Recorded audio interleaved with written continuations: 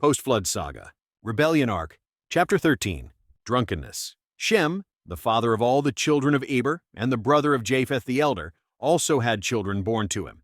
These are the sons of Shem: Elam, Asher, Arphaxad, who was born 2 years after the flood, Lud, and Aram. When they came out of the ark, Ham stole the garments of Adam and Eve from his father Noah.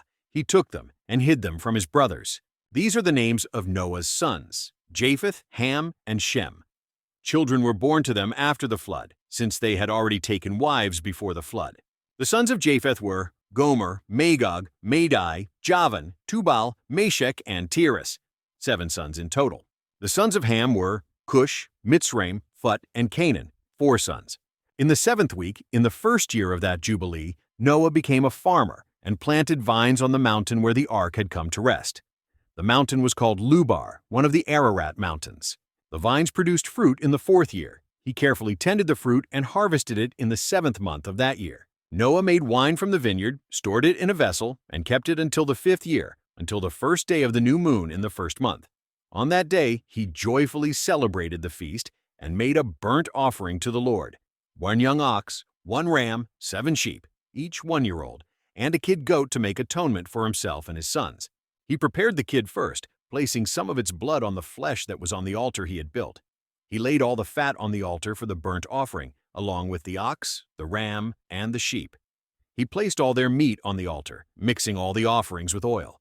Then he sprinkled wine on the fire he had already lit on the altar and placed incense there as well, sending up a sweet aroma that was pleasing to the Lord his God. Noah rejoiced and drank some of the wine, and his children celebrated with him joyfully. In the evening, Noah went into his tent. He got drunk, lay down, and fell asleep. And as he slept, he was uncovered inside his tent. Ham, the father of Canaan, saw his father's nakedness and went outside to tell his 2 brothers. Shem and Japheth took a garment, laid it across both their shoulders, walked backward, and covered their father's nakedness. Their faces were turned away, so they didn't see their father's nakedness. When Noah woke up from his wine, he realized what his younger son had done to him. He said, "Cursed be Canaan. He will be a servant of servants to his brothers." He also said, "Blessed be the Lord God of Shem, and Canaan will be his servant. May God enlarge Japheth, and may he dwell in the tents of Shem, and Canaan will be his servant." In the 28th Jubilee, Noah began instructing the sons of his sons in the ordinances, commandments, and judgments that he knew. He urged his sons to live righteously, to cover the shame of their nakedness, to bless their Creator, honor their father and mother, love their neighbor, and guard their souls against sexual immorality, impurity, and all wickedness. The flood came upon the earth because of 3 main things. First, the sexual immorality in which the watchers broke the law of their ordinance and went after the daughters of men, taking wives for themselves from among all they chose. This was the beginning of impurity. They fathered the Nephilim, whose natures were corrupted. The Nephilim devoured one another. The giants killed the Nephil killed the Eljo, and the Eljo killed human beings, each man killing the next. Everyone gave themselves over to wickedness and shedding blood, and the earth was full of corruption. Then they even sinned against animals, birds, and all creatures that move or walk on the earth. Much blood was shed, and the thoughts and desires of men were constantly filled with vanity and evil. Because of their wicked actions and the blood spilled across the land, the Lord wiped everything from the face of the earth. And we were the only ones left, me, you, my sons, and all who entered the ark with us. But now I see your behavior, and I see that you are not walking in righteousness. You're heading down the path of destruction. You're dividing from one another, becoming envious of each other, and there is no harmony between you, my sons. I see that demons have already begun to lead you and your children astray, and I'm afraid that after I die, you will shed blood on the earth, and you too will be destroyed from its surface. Anyone who sheds human blood or eats the blood of any creature will be wiped out from the earth. No person who eats blood or sheds human blood will have any descendants left alive under heaven. They will go down to Sheol, the place of condemnation. They will be removed in violent death to the darkness of the deep. None of the blood from the animals or creatures you kill should remain visible on the earth. Do good for your own souls by covering any blood that has been shed.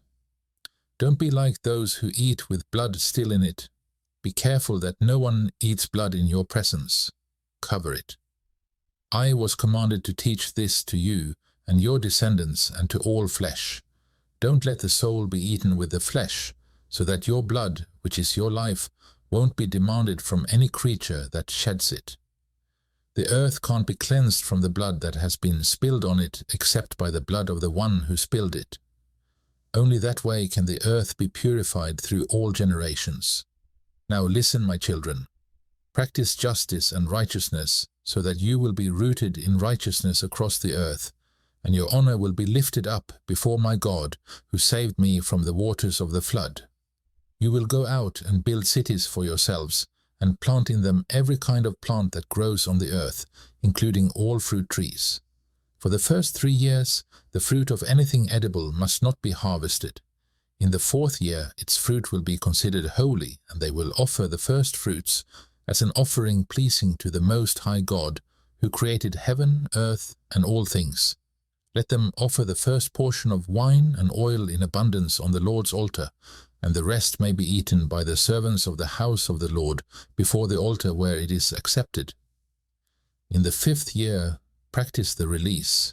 Set it free with righteousness and integrity, and you will be righteous, and everything you plant will flourish.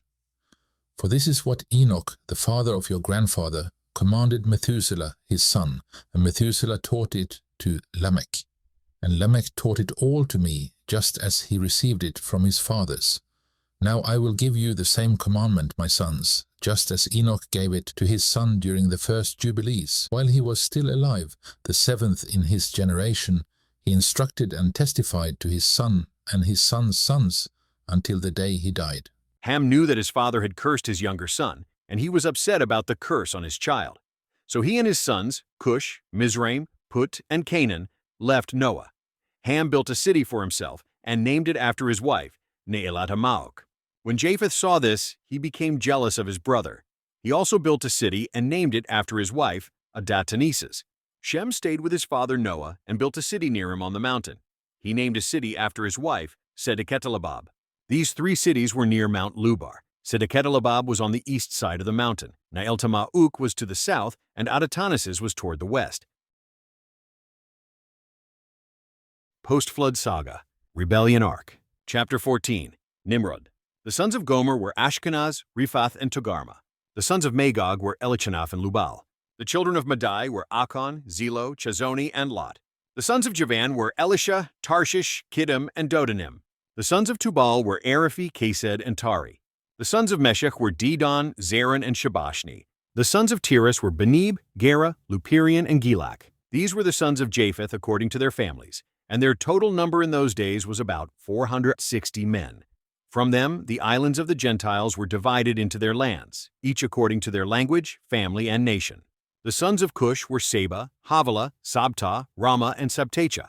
Cush, the son of Ham and grandson of Noah, took a wife in his old age, and she bore him a son. They named him Nimrod, saying, At that time, the sons of men again began to rebel and sin against God. The boy grew up and became a mighty man on the earth. His father loved him deeply because he was born in his old age. Mizraim fathered Ludim, Anamim, Lehabim, Naphtuhim, Pathrusim, Casluhim, from whom came the Philistines, and Caphtorim. The sons of Phut were Gebel, Hadan, Bana, and Adon. Canaan fathered Sidon his firstborn, Heth, the Jebusite, the Amorite, the Girgasite, the Hivite, the Arkite, the Sinite, the Arvadite, the Zemarite, and the Hamathite. Afterward, the Canaanite families spread across the land. The border of the Canaanites stretched from Sidon as you go toward Gerar to Gaza, and then as you go toward Sodom, Gomorrah, Admah, and Zeboam, all the way to Lasha. These were the sons of Ham according to their families, languages, countries, and nations, about 730 men in all. The sons of Elam were Shushan, Machel, and Harmon. The sons of Asher were Miras and Mokol. The sons of Arpachshad were Shalach, Anar, and Ashkol. The sons of Lud were Pethor and Bezion. The children of Aram were Uz, Hul, Gether, and Mash. In the 29th Jubilee, during the first week at its beginning, Arphaxad took a wife named Rasuajah, the daughter of Susan, who was the daughter of Elam. In the 3rd year of that week, she gave birth to a son, and Arphaxad named him Kainam. The boy grew up, and his father taught him how to write. Calneh went out looking for a place where he could establish a city for himself. He discovered a writing that had been engraved on a rock by earlier generations. He read what was written and copied it, and in doing so, he sinned. The writing contained the teachings of the Watchers, which included how they used to interpret omens from the sun, moon, and stars, and the signs in the heavens. Calneh copied all of it, but he didn't say anything about it to anyone. He was afraid to tell Noah, worried that Noah might become angry with him because of what he had found. In the 30th Jubilee during the second week, and in its first year, Arphaxad took another wife. Her name was Melchah, the daughter of Madai, who was the son of Japheth, in the 4th year. When Arphaxad was 35 years old, he had a son named Salah. He said, "Truly I have been sent."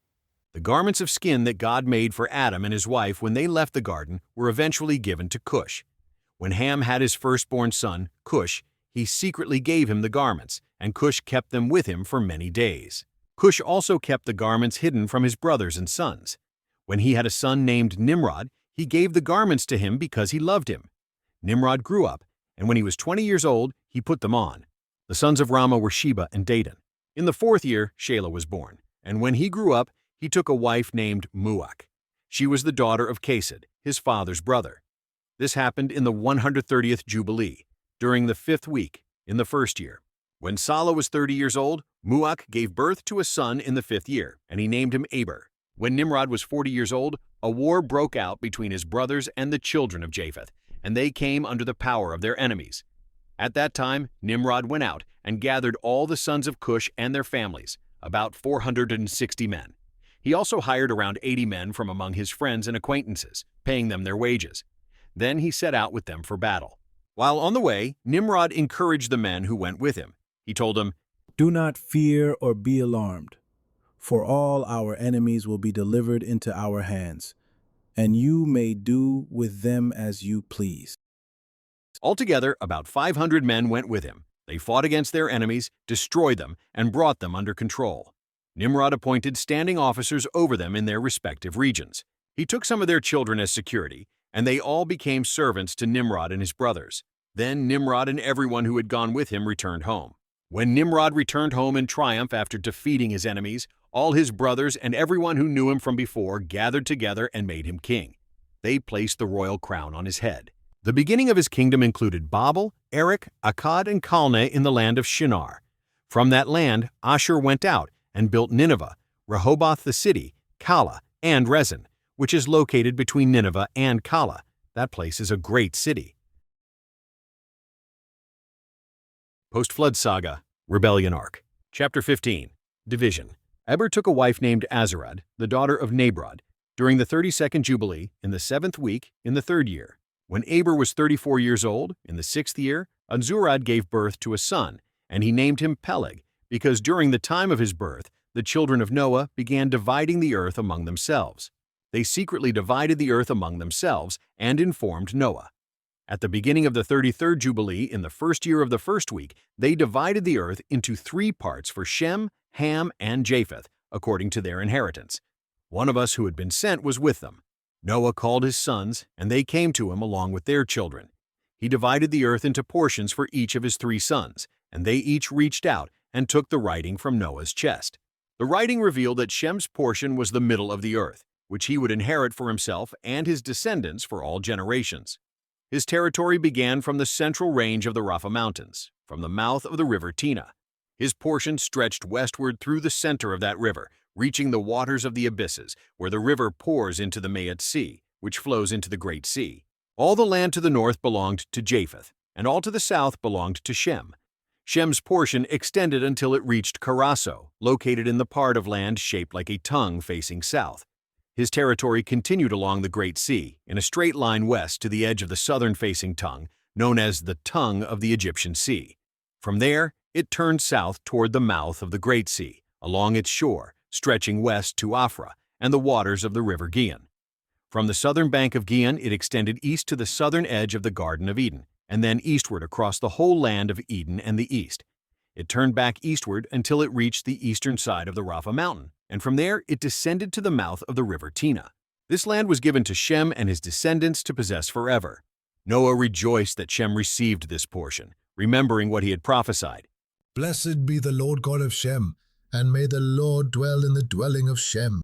Noah knew that the Garden of Eden was the holiest place, the dwelling of the Lord, along with Mount Sinai in the heart of the desert and Mount Zion at the center of the earth. These three places were created as sacred sites facing each other. He blessed the God of gods who had put his word in his mouth and praised the Lord forever. Noah recognized that Shem's inheritance was truly blessed. All the land of Eden, the Red Sea, the entire eastern region including India, the Red Sea coast and its mountains, all the land of Bashan, Lebanon, the islands of Kaftor, the Sinir and Amana mountains, the mountains of Ashur in the north, and the lands of Elam, Ashur, Babel, Susan, Maadai, the Ararat mountains, and the whole region beyond the sea past the Ashur mountains in the north. A vast and fertile land full of good things. Ham received the second portion, extending beyond the Gihon River to the south to the right of the garden. His land stretched southward, covering all the mountains of fire, westward to the Sea of Atel, and then further west to the Sea of Maok, the sea where all things not destroyed descend. It extended northward to the boundary of Gadir, reached the coastline, and followed the Great Sea until it came near the river Gihon, then ran along the river until it reached the right side of the Garden of Eden. This was Ham's portion, which he and his descendants were to possess forever. Japheth received the third portion beyond the river Tina, north of its outflow. His land extended northeast to the entire region of Gog and all the land to the east of it. It reached northward to the Kelt Mountains, then towards the Sea of Mauk, and from there eastward to Gadir, reaching the sea region. His land continued until it neared the western side of Farah, then returned to Apharag, stretching east to the waters of the Maat Sea. It reached the river Tina area, curving northeast toward the Rapha Mountains, and turned north. This was the inheritance for Japheth and his sons, 5 large islands and a vast northern land. However, his land was cold, Ham's land was hot, and Shem's land was temperate, a blend of heat and cold. Ham divided his land among his sons.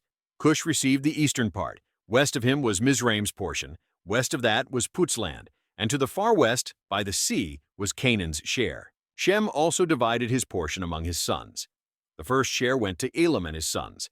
It covered the eastern side of the Tigris River, extending all the way east, including the whole land of India, the Red Sea coast, the waters of Dedan, the mountains of Mabri and Elah, the land of Susan, and everything bordering Farnak down to the Red Sea and the river Tina. The second portion went to Asher, covering all the land of Asher, Nineveh, Shinar, and up to the border of India, extending along the river. The third portion went to Arpachshad, covering all the land of the Chaldees east of the Euphrates, bordering the Red Sea, all the desert waters near the sea tongue facing Egypt, and the lands of Lebanon, Sanir, and Amana up to the Euphrates border. The fourth share went to Aram, covering all of Mesopotamia between the Tigris and Euphrates, north of the Chaldees, up to the mountains of Ashur and the land of Arara. The fifth portion was given to Lud. It included the mountains of Asher and all that was connected to them, stretching to the Great Sea and to the eastern border of his brother Asher's land. Japheth also divided his inheritance among his sons. The first share went to Gomer, covering the eastern side from the north to the river Tina. Magog received the entire northern interior region up to the Maat Sea. Madai received land west of his 2 brothers, including the islands and coastal areas. Javan was given the 4th share, every island and those near the border of Lud. Tubal's portion was the 5th, located in the middle of the land, shaped like a tongue near Lud's border, extending past the 2nd and 3rd tongues of land. Meshech received the 6th portion, all the area beyond the 3rd tongue, reaching eastward to Gadir. Tiras received the 7th portion, 4 large islands in the sea extending to Ham's portion. The islands of Kamaturi were allotted to the sons of Arpachshad as their inheritance. In this way, the sons of Noah divided the earth among their sons while Noah was still alive. He made them all swear an oath, placing a curse on anyone who tried to take a portion that was not theirs by lot. They all agreed, saying, So be it. So be it. For themselves and for their descendants, forever, until the day of judgment, when the Lord God will judge them with sword and fire for the unclean wickedness and sins with which they have filled the earth, transgressions, impurity, and immorality. The name of the second son was Joktan, because in his days the lifespan of humankind began to shorten and decline. During the 3rd week of this jubilee, unclean demons began to mislead the children of Noah's sons, causing them to go astray and bringing about their destruction. So the sons of Noah went to their father and told him about the demons that were misleading, blinding, and killing their children. Noah prayed before the Lord his God and said, God of the spirits of all flesh, you have shown mercy to me and saved me and my sons from the waters of the flood, You didn't let us perish like the sons of perdition. Your grace has been immense, and your mercy to my soul has been great. May your grace now be upon my sons. Don't let wicked spirits have control over them and destroy them from the earth. Bless me and my sons, so we may grow, multiply, and fill the earth. You know what your watchers, the fathers of these spirits, did in my time. As for these spirits who are still alive, imprison them and keep them confined in the place of condemnation, so they can't harm the sons of your servant, my God. These spirits are wicked, created for destruction. Don't let them rule over the living, for you alone have the power to control them. Don't let them have power over the children of the righteous from now on and forever. And the Lord our God commanded us to bind them all. Then Mastêmâ, the chief of the spirits, came and said, Lord, Creator, let some of them stay with me and listen to my voice, doing all that I command. If none are left, I won't be able to carry out the power of my will on the sons of men. These spirits are meant to corrupt and lead astray before my judgment, for the wickedness of mankind is great. And the Lord said, Let 1/10 of them remain with him, and let the other 9 parts go down into the place of condemnation. Then one of us was instructed to teach Noah all the medicines, because the Lord knew that people wouldn't live uprightly or pursue righteousness.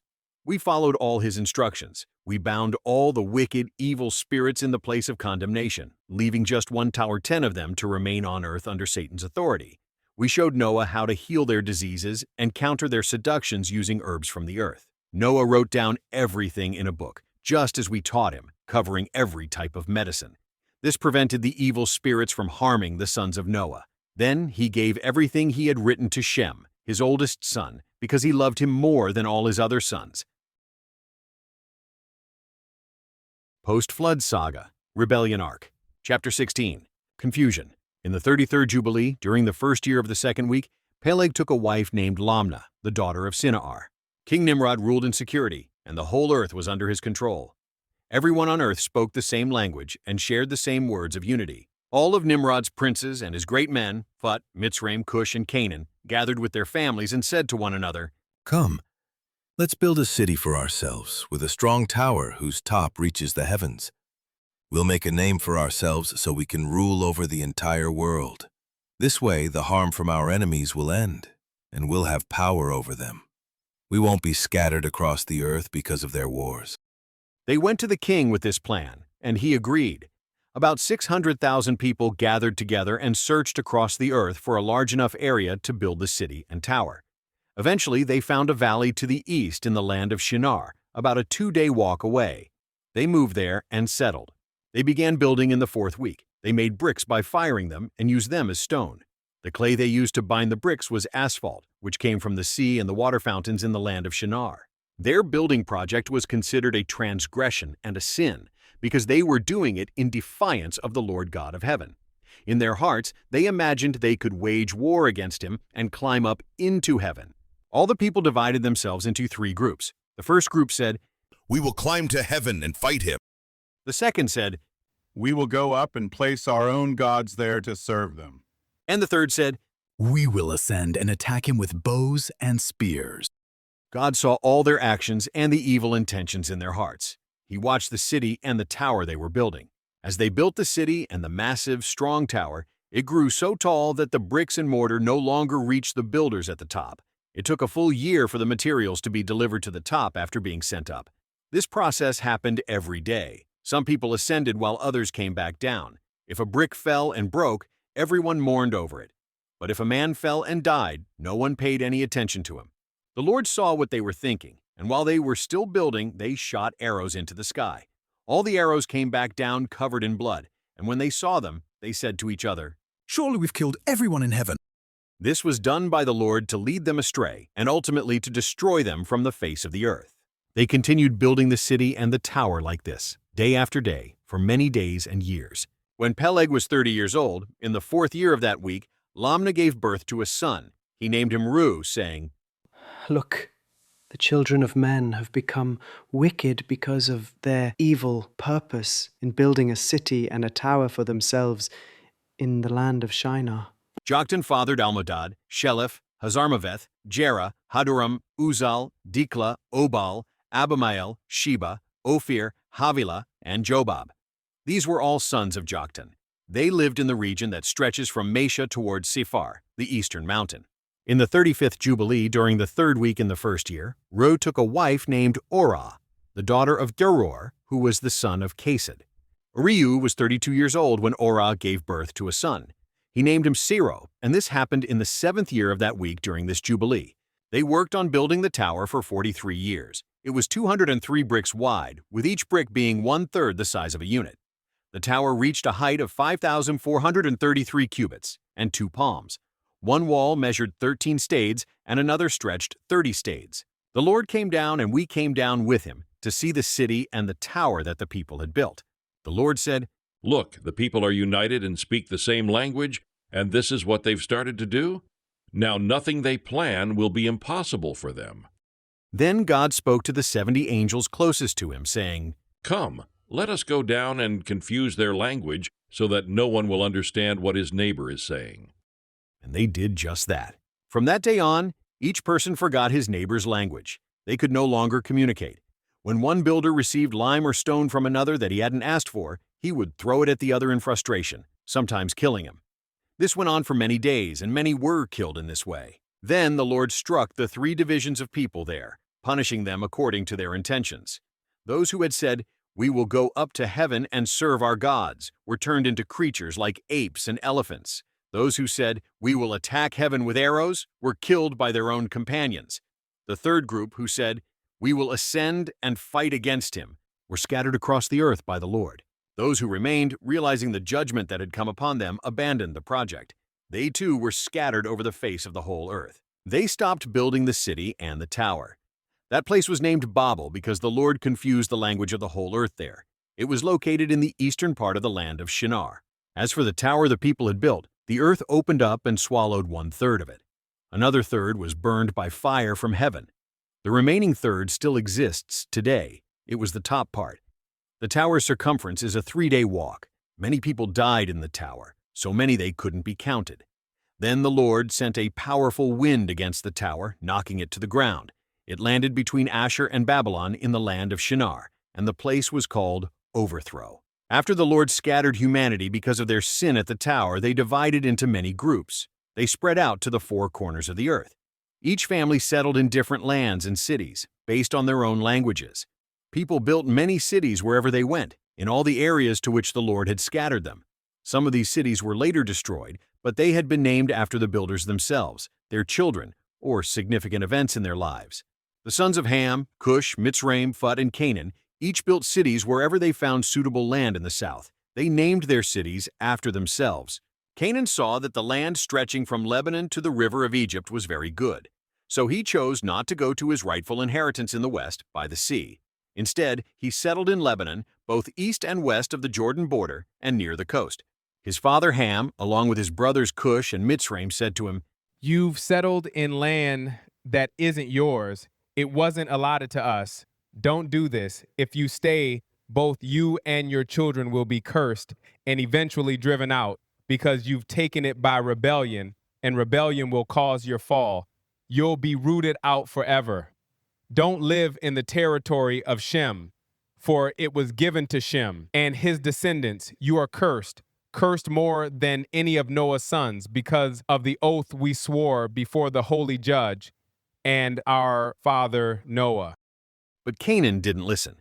He lived in the land of Lebanon from Hamath to the border of Egypt, he and his sons, up to this day. That's why the land is called Canaan.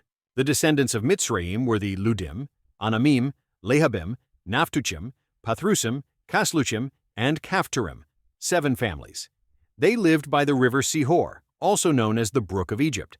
Each family built cities and named them after themselves. The children of Pathros and Kaslush intermarried, and from them came the Pelishtim, Azathim, Gerarim, Githim, and Akronim, 5 families in total. They too built cities and named them after their ancestors. The children of Canaan also built cities, 11 in total, and many others beyond counting, naming them after themselves. 4 men from Ham's family, Sodom, Gomorrah, Admah, and Zeboim, went to the land of the plain. Each built a city named after himself. They, their children, and all their households lived in those cities. They prospered, multiplied, and lived in peace. Seir, the son of Hur, who was the son of Hevi, son of Canaan, found a valley near Mount Paran. He built a city there and lived in it with his 7 sons and household. He named the city Seir after himself. That's the land of Seir today. These were the families of Ham's descendants, according to their languages and cities, after they were scattered from the tower. The sons of Japheth were Gomer, Magog, Madai, Javan, Tubal, Meshech, and Tiras. They lived in their own regions, according to their generations. Japheth and his sons moved toward the sea and settled in their allotted lands. But Madai didn't like the coastal land. He asked Ham, Ashur, and his brother-in-law Arpachshad for a portion, and settled in the land of Media, near his wife's brother. He named the place, and his sons did too, Media after himself. Gomer's descendants built cities, and they were called the Frankim. They live in Franza, by the rivers Franza and Sena. Riphath's children were the Bartonim. They settled in Bartonia, by the river Leda, which flows into the great sea Gihon, also called Oceanus. Togarma's descendants formed 10 families: Buzar, Parzunak, Balgar, Elikanum, Ragbib, Tarki, Bid, Zebuk, Ongal, and Tilmaz. They moved north and built cities, naming them after themselves. These cities are still located along the rivers Hithla and Italak. The families of Angoli, Balgar, and Parzunak live by the great river Dubni, and their cities are also named after themselves. Javan's descendants, the Javanim, live in the land of Macedonia. Medai's children, the Oralim, live in Curson. Tubal's children settled in Tuscana by the river Pashia. Meshech's children are the Shabashni, and Tiras's children are Rushash, Cushni, and Ongolis. They all built cities near the sea Jabus, by the river Kura, which flows into the Tragan River. Elisha's children, the Almanim, also built cities. These are found between the mountains of Job and Shibathmo. Among them are the people of Lombardy, who live opposite those mountains. They conquered the land of Italia and still live there. Chittim's children are the Romim, who live in the valley of Canopia by the river Tibro.